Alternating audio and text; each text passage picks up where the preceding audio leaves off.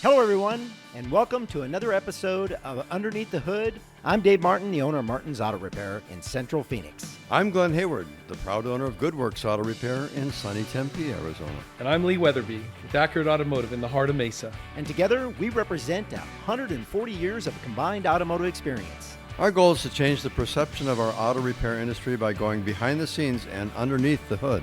And we hope to share with you what it's like to own a small business and give you a perspective from an insider's point of view. So let's get started.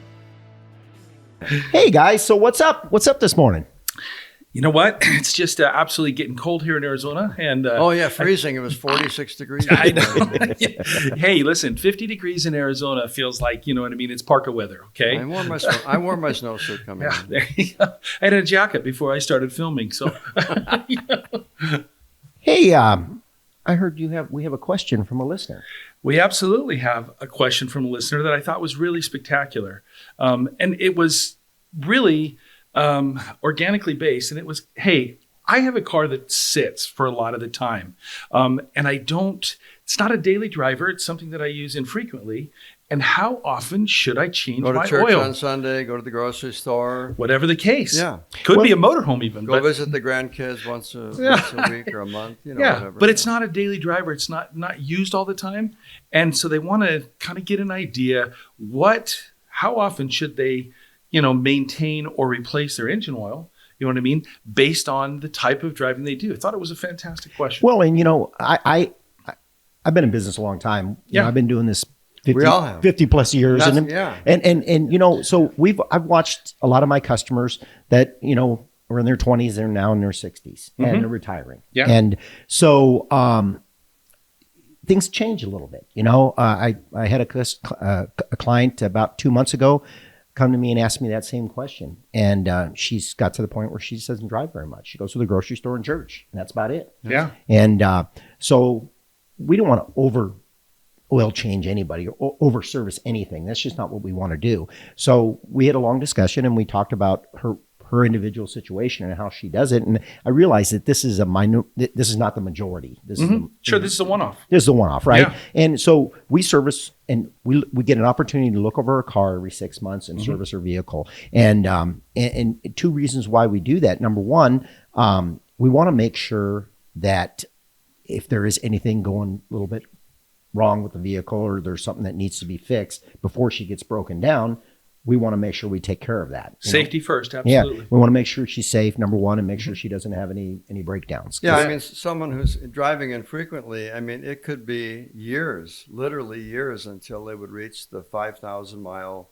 benchmark for having the oil change. No question. And you want to make sure that it isn't losing oil. There's another thing. You bet. If it's either burning it or leaking it, you want to make sure those things aren't happening, because the last thing you want her to do is go out and ruin an engine. Right. Well, and the hard part is we also don't want to make assumptions, because to your point, if it's losing oil, we would think, you know what I mean? Well, there's going to be some evidence on the ground. You know what I mean? There's going to be some trail. But if it is indeed burning it, you know what I mean? Which is not uncommon, especially in today's vehicles, you know what I mean? To lose some oil between, periods of time when we're going to get our oil changed. Right. But now back to the specific question, and I loved your answer. Yeah. So what do you do with this gal? You know what I mean? How do you guide her through that pathway of how she should maintain that vehicle? Well, I think it's all about communication. And the thing of it is at the front counter, when we ask all of our clients, what are your goals with this vehicle? What is the longevity of this vehicle? Are you one of those people that trade your vehicle in every 3 years? Or are you one of those people that, you have a Uber, you drive it for Uber and you put a lot of miles on it? Do you want to run this car for 300,000 miles, or do you care? See, here that tells me really quite a bit exactly about what Martin's is all about. Yeah. And it should be what happens in every situation for a client when they come in. What do you want from your vehicle? That should really be the first question, because it's not what we want to let you. It is, what do you want? And then if we can figure that out by asking those questions, engaging, you know what I mean? We're starting to build that relationship so we understand, you know what I mean? What is the qualifiers, you know what I mean? Instead of just mileage, you know what I mean? And time.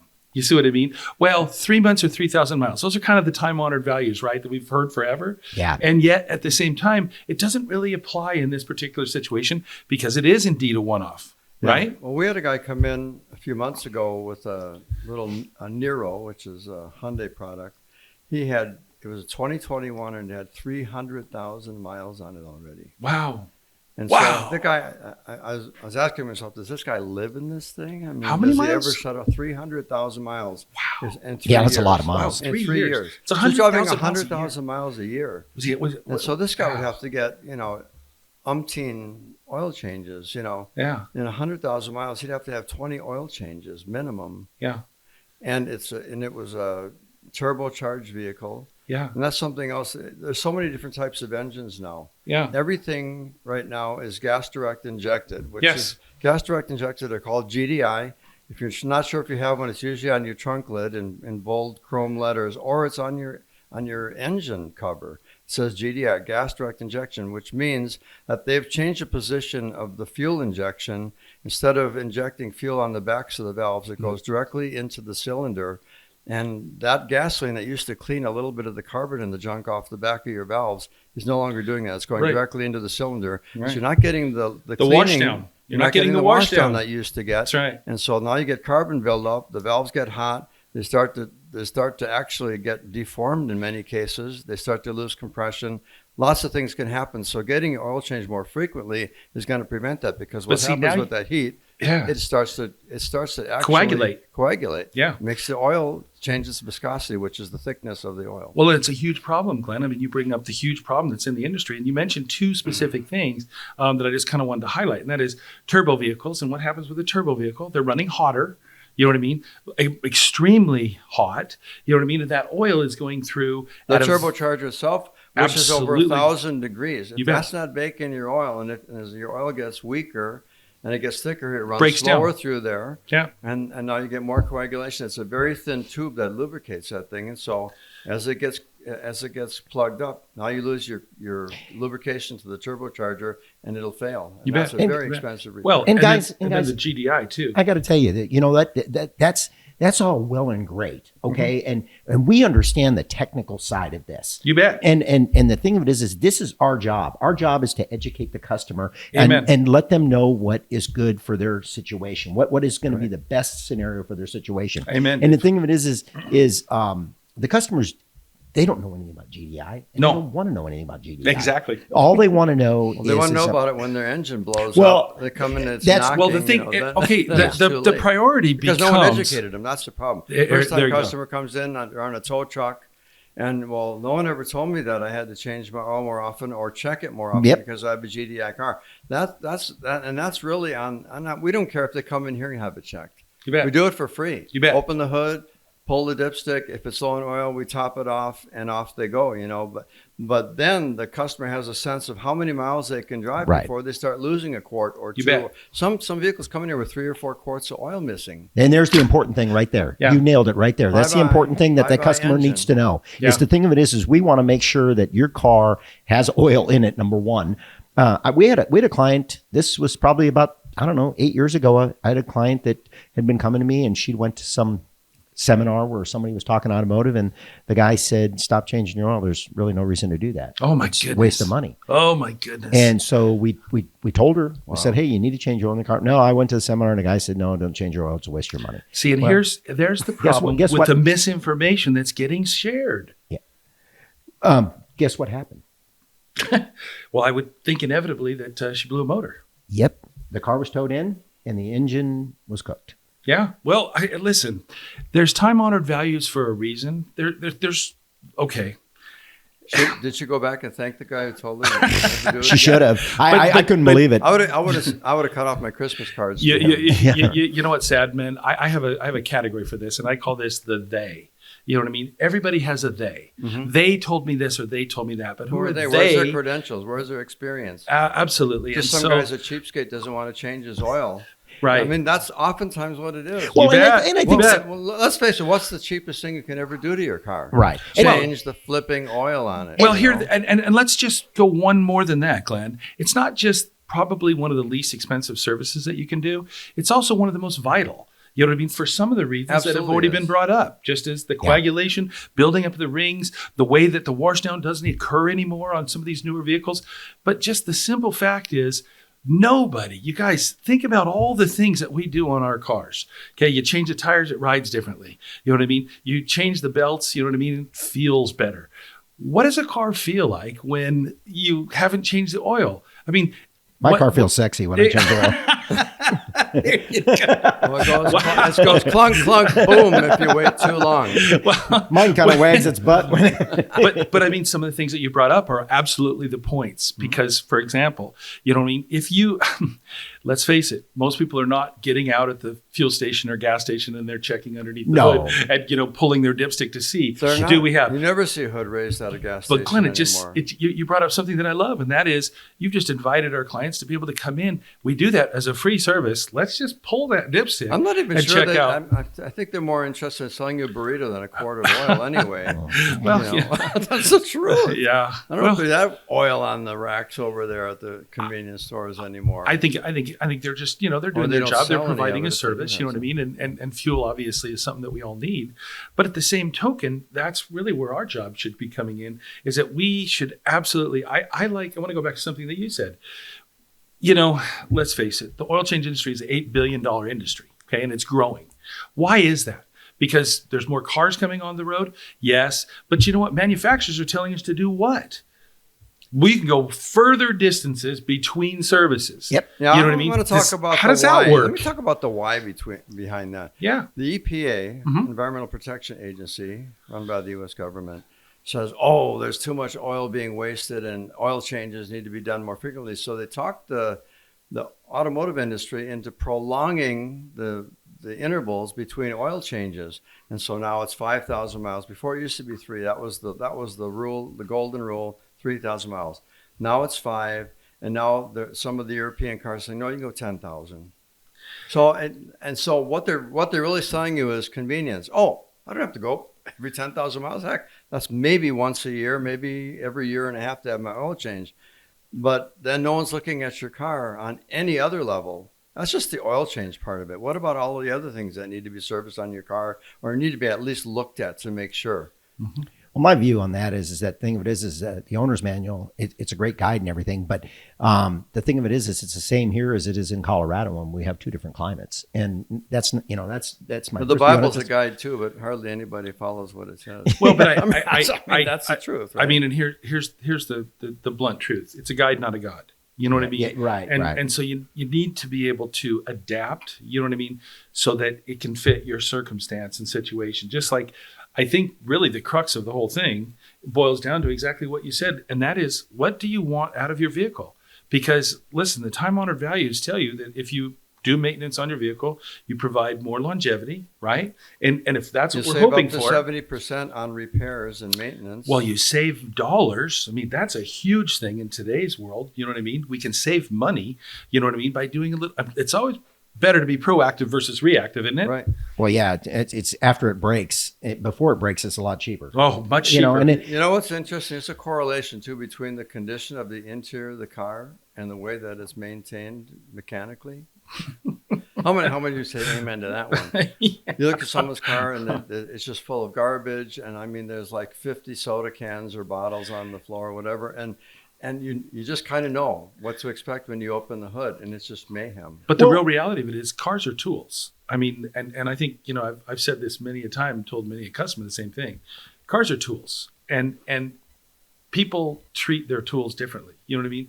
We value tools I've thrown a because couple at the wall when something didn't come apart right. well, out of frustration. Right? well, and you know, and you said it, but the consumer wants to know, number one, why should they take their car into a service facility like ours versus just maybe either doing it in their driveway or maybe just go to one of those quick places where they're in and out in 10, 15 minutes. Yeah, but see, and that's such a great question because here's the thing. You see them now popping up all over the place, 5-minute oil change. Yeah. You can't help but see some of these commercials, and I think they're really clever in how they've done them, you know. Yeah. But at the same token, they're getting a service. All right, so it's basically a fee for service type of a transaction because they're getting a service, so the customer gets to feel good about having the oil changed. Listen, I commend that. I think that's fantastic. The problem is they are missing the opportunity to have their vehicle really looked over. You said it earlier, okay? When the vehicle comes in, and let's go back to our gal that's driving infrequently. Right. All right. She brings it in and you have a chance to look over the vehicle. And what are you looking it over for? All of the safety type items. Now, you know what? That is what is getting missed. Those places don't even inflate your tires. But that's my point. Yeah. That is my point. You're not getting the basic safety needs, all right, even taken care of because, for example, it's a fee for service transaction.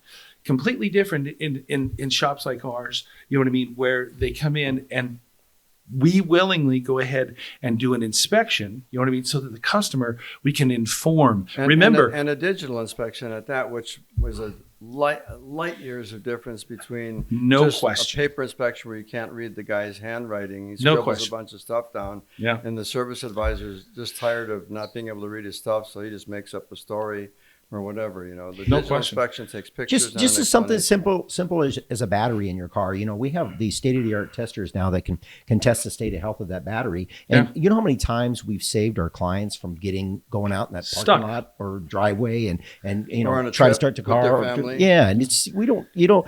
we want to make sure that your car is roadworthy, safe to drive. And free from breakdowns. The last thing in the world, I know you guys feel the same way I do. I'm embarrassed if one of my regular customers are in the back of a tow truck. Oh, absolutely. Especially if it's something we could have prevented. Absolutely. You know what I mean? It's embarrassing. So we definitely don't want that to happen. We definitely want our clients to be on the road, not on the side of the road. Right. Well, and the one thing is, and I mean, and I've tried to remind, people this all the time. We suggest, and we help people understand, look, this is what we can see. We can share that with them so that they can see it as well. You know what I mean? And timing may not always be great to do it in the moment, but they have an opportunity to at least have the knowledge. Because remember, one of the biggest keys is education. It's just like this question that we were asked. It's educational, trying to help somebody understand here's the reason why. You mean ignorance isn't bliss? Not in most cases. You know what I mean? It's kind of like going back to that guy that says, hey, I don't change that oil. Well, and then there was, the other side of the coin is you guys have heard this and you see people asking this question online should I do the upsells? You know, that's what they call it. And it's really, to us, it's we advise and you decide. Yeah. And the thing of it is and Glen brought up the digital vehicle inspections was great because customers love that because we can show them pictures. Right. We can do videos. We can show them a lot. We can let them know exactly what we're talking about so they can make an informed decision. Well, the truth of the matter is you don't know what you don't know until you know. Yeah. And most, in a lot of cases, people really don't know that these things are lurking. You see what I mean? And I love the term that you said, you know what I mean? Upsells. Yeah. Okay. In that is the term that our clients would use is, oh man, I don't want to be upsold. Well, we don't even perceive it in that regard, except you guys, we live it in every form of our, existence. For example, go to McDonald's. Hey, would you like fries with that? There's an upsell. Yeah. Hey, would you like to, supersize that? Well, there's an upsell. The key to it is if we will educate, you know what I mean? And make sure, place the value on why it is that you're doing the maintenance in the first place and what that maintenance potentially can gain you in the long run. In other words, it's nothing more than return on investment. But in this case, it really boils down to something completely different, and that's return on relationship. Right. You see? And I want to talk about one other thing. We talked a little bit, touched on technology, turbochargers, superchargers. But I can tell you this, every car that's been manufactured in the last 15 years, I mean, back in the day, you used to have a distributor and you had points then you had electronic ignition and everything. Now the engines are timed by your cam phasers. Now that may sound like something from Lost in Space or something like that, but your engine's timing depends on oil pressure and oil circulation through those phasers.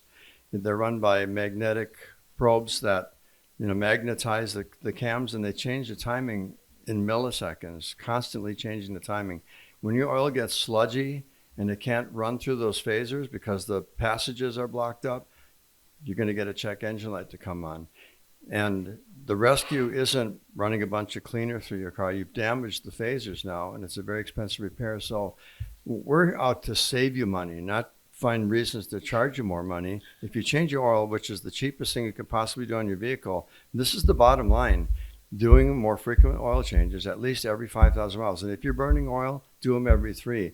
And I would be checking your oil if you are burning oil because in GDI motors, it's almost an irreversible problem. Yeah. So Once it starts to burn the oil, it'll never stop. and I want to share something. And using thicker oil is a bad idea too. Yeah. Don't want to use put 2050. Yeah, don't put thicker isn't 15, better. 40. Those days are over. because now your cam phasers and everything will be plugged up with viscosity of oil or the thickness of the oil that it can't run through the passages anymore, and you're just going to have a worsen the problem. Yeah, and I think those are wise words. The one thing I would say, just to make sure, is some oil is better than no oil. So if the only thing you have access to is a heavier Yeah, weight, if you're in utilize it emergency, to make sure yeah. you can get to your destination, and then let's get that out of there. But really wise words. Now, the one thing that, like I said, kind of just to maybe help our customers and the people that hopefully will understand. The reasons that you just mentioned are absolutely vital that they're understood. And that is, we have internal components in the engine that are directly infected by our oil. All right. The tubes that they flow through, all right, and the paths that they go through are not necessarily big They're tubes. They're tiny. microscopic. Absolutely. Well, I think of the VTEC, system in the Hondas. You know what I mean? How does that work? Well, it's all oil pressure. You know what I mean? Absolutely. And what happens is they've got a little funny system where one of the valves cuts out, and then it goes to another valve based on oil pressure, based on input. Cars are getting, like you said, much more technological. They're getting smarter, but they're really being run off very basic systems, you know what I mean, such as the oiling systems and the oil pressure in the car. So I think that the best things, as we've talked about, you know what I mean, understanding what it is that you want. You want to get 100,000, 200,000, 300,000 miles out of your vehicle. If you want just general reliability, you know what I mean, to making sure that, when you get in it, when I get in my tool, I want to be able to have it do this and do this and do that for me. And you know what? The easiest way to give back to it is to do the routine maintenance type things. And I love the one-off that you were talking about, okay? The customer that doesn't, routinely run their car, yeah, we don't need to overchange that. But at the same time, they still need to have that oil replaced for the coagulation purposes so that it doesn't just gel up inside there. Because, guys, let's face it, we've all worked with insurance companies and stuff like that. If there's an issue or problem, they say, what's the first question they ask? Hey, what's the inside of the engine look like? Yeah, well, have you serviced it? Can you take a picture? That's true. That's a good point too, because I will tell you, if you do have engine damage and an insurance company is involved in it or extended warranty, they want to know your service records. Absolutely. And if the service records aren't done, they're not going to warranty it. Yep, Why is that so vital? Because of the things we're talking your about. warranty is worth no more than the paper it's written void. on. It's void. Well, and back to the upsell thing is the thing of it is we just don't want our customers to ever say they're broken down on the side of the road and why didn't you tell me? Yeah. You know what I mean? Yeah. The thing of it is it's so important. We don't get any joy saying I told you so. Yeah. Well, Well, it the communication is and it all stems from the same thing that we started this conversation with is the communication. The thing of it is what do you want from your vehicle? You bet. You Well, said it earlier, and that's exactly the most that is a important great question. always, That's the yeah. most important question that we could ask our clients. Number one, and number two, the thing of it is as we're going through the service process, that we need to make sure that the customer understands what kind of condition their vehicle's in, and what needs to be done. Mm-hmm. And some things you can push off. There's some things that, hey, we'll give you, we may say 5 things need to be done in your vehicle, but these 2 things need to be done today. And these 3 things we can do next time or the time after, just depending on what that is. And see, the thing that I really love and appreciate about that, and it goes back to kind of one of the little topics that we were talking about before, and that is, why do I take my car to a professional? There's the reason. Look at the years of experience that you have in your vehicle, the years of experience you've been working in this industry. Absolutely. You're not getting that, you know what I mean, in your 5-minute oil change or the quick boom. Don't get me wrong. It's not that they don't serve a valuable purpose. I'm not saying that. What I'm saying is the inherent value or the deep value really comes from not only having trained eyes to be able to look at what's going on, to provide that, what I'm going to call peace and comfort. Because guys, if you want to talk about upsells, I want people that I hire, because I've trusted them already to hire them. Yeah. I want them to tell me when they see things that need to be addressed. It doesn't necessarily mean I'll always do them, but at least I want to have the information, because I believe that that can be very, very helpful, you know what I mean, in being able to move forward, you know what I mean, to make sure that I get the life out of what my expectation is. Get your expectations met. You bet. Yeah, exactly. And if you bet. know what your expectations are, then you can shoot for that. You know You what I bet. mean? You bet. And we want to be on board with you as a service provider. We want to be on board with that. We want to know what your expectations are so we can meet them. See, and I think that's what I heard Or when you exceed said Or exceed 'em. Or exceed them. Yeah, that's a that's big a- key, because I right. think that's what I heard you say. Yeah. The very first thing we do with the customer is we have a little bit of an interview. We say, hey, what would you like out of your vehicle? You know what I mean? Would you, so that we know, and then we can put a kind of a timeline so that we can set a target to meet or exceed that expectation.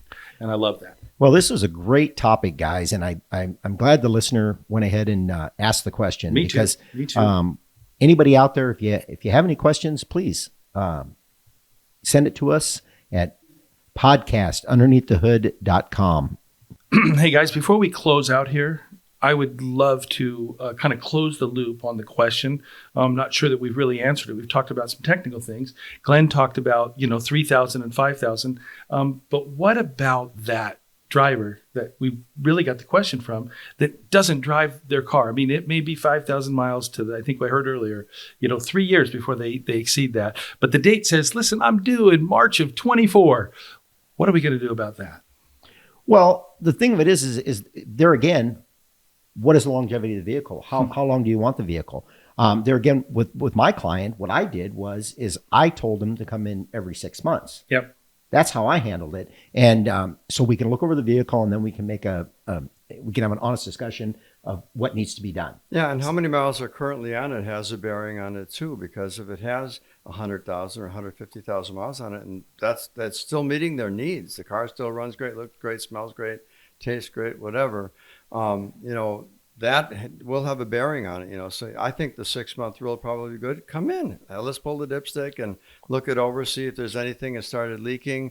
I mean, sometimes cars sitting around, hoses can start to get dried out and leak and things like that. So it's better to have the thing looked at, and to give them the assurance that, hey, they're going to make it to the grocery store and to church and whatever little trips to go to see their grandchildren or whatever.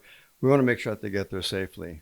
And you want to make sure that the battery's healthy, because when the car sits for a long period of time, there is some things sometimes running in the back. Yeah, and then all of a sudden computers are out and they're keeping alive, so it's and you end up running the battery down. And then of course you got to remember too, if they're driving short distances, they're starting the car, they're sucking juice out of the battery, and they're only driving it a mile down the road. They're really not getting that battery charged back up again. No, they're not. The alternators needs to be run for a little longer than that. Yeah, the thing that I've always shared, and I will just reiterate, your point is well taken. Your point, I think, is spot on, and that is at least a couple times a year. Wait a minute, he's spot on, and I'm only well taken. Yeah. Wow, it happens. Oh, kick it! But go ahead, Lee. Go ahead, finish up. Well, but the point is, cars are meant to be driven. You know what I mean? So, Glenn, when you're talking about the 3 and the 5,000, that's the 95% rule. Dave, when we have the one-offs or the 5%, you know what I mean? Things have to be looked at, from that perspective, because it doesn't follow the standard rule. And the truth of the matter is, cars that are put out to pasture, you know what I mean, generally have a little bit more problems than the cars are driven. So, for example, we've seen it over and over again. This car has 400,000 miles. You don't have as many worries about that vehicle because it's pretty well proven and going on as long as there's been good maintenance. But the car that has 30,000 miles that I bought from, the little old lady around the corner, and they never drove it, it sat in the garage. Come on, you're going to find a whole plethora of things, to your point, you know what I mean, that have slowly but surely crept up. So, yeah, certainly tire inflation things are important to have looked at. Even Absolutely. if you're making short trips, the tires will get old, the rubber starts to dry out and crack and so on. So it's good to just have the thing looked at and say, hey, we're seeing that your tires are starting to crack in the grooves, and this could result in a blowout or something. You bet. But and back to the listener's question, basically is that go into your service provider, have an honest conversation with them, let them know what your goals are with this vehicle, so they can advise you. And getting your vehicle looked at on a more regular basis is not a bad thing. No. In the long run, it can save you a lot of heartache. That's Save absolutely. you being on the side of the road, doing more damage to something. And we want that. That's really our goal. This thing is I'd rather have you come in and we do service maintenance. We schedule it. When there's a breakdown issue involved in it, now it turns everything in my shop upside down because we've got a schedule. And of course, now we've got to figure out a way to get another car in to meet that customer's expectations. Yeah, or our exceed it. industry is much like the medical industry. You need to go see your dentist twice a year. Yeah. You need to go to see your doctor at least once or twice a year just to make sure everything's okay. Maybe you feel great. You say, I'm not going to go see the doctor this year. I'm not going to go to the dentist. My teeth are still white. My teeth don't ache. Why should I go there? But they're not, you're not having looked at by an expert, number one, who's looking and taking x-rays and doing things, and they may be able to do some procedures on that can prevent some serious money being spent. It's always going to be less expensive to be proactive versus the reactive nature, you know what I mean, of just how things go, because it does create a little bit of chaos, you know what I mean, when we become reactive. And yet, guess what? That's the best thing, is that they have people that they can rely on, you know what I mean? They're going to try to help them out through that hard struggle. Absolutely. Look for a great service provider that you feel comfortable with, and get your car checked out. I think that's the real value in going, you know what I mean, to one shop, you know what I mean, consistently over and over again, because now they know your vehicle, they have an understanding and awareness, and you know what, you also have the education to be able to know, oh yeah, last time we were in, we discussed this, and last time, you know, we did that. So yeah, quite nice. most vehicles, if you're jumping around from different shops, a lot of times the vehicles get over serviced, which is what you don't really want to do. You don't want to over service it or under service it. Well, yeah, and I mean, not to go off topic, but I mean, just to remember what you said, upsell. That's a word that I think resonates, you know what I mean, with a lot of clients. And if you're going from different shops, you know what I mean, because let's face it, it all boils down to the relationship. You guys, we're relationship people. Yeah. I mean, this is the nature of who we are as human beings. All right. We need other people, you know what I mean, to help us. We need to be able to serve. We need to be able to listen. We need to be able to be served. You see what I'm saying? But at the same token, when we offer something, we need to be able to support it. And in many cases, there's things that will happen and things that they'll get told, and man, it can create confusion, right? I mean, we've all had customers that have come in and said, man, I'm just not sure what to do. You know what I mean? And that is to that scenario that you're talking about. Well, I went over here because they had this special, and I went over here because they did this, and I went over here and they told me I needed that. And you know what? In some cases, all those things are very valid. But in many times, you know what I mean? It might have just been a little bit enthusiastic. And it's easier to keep records that way. That way, Yes. if something does go wrong and you need to get warranty on something, it's easier to get that all handled when you have all those service records. Well, guys, hey, it's been a great podcast, and thanks for joining me, and we had a great time. Hey, guys, thanks for the discussion. Appreciate it very much. Yeah. All right. Bye.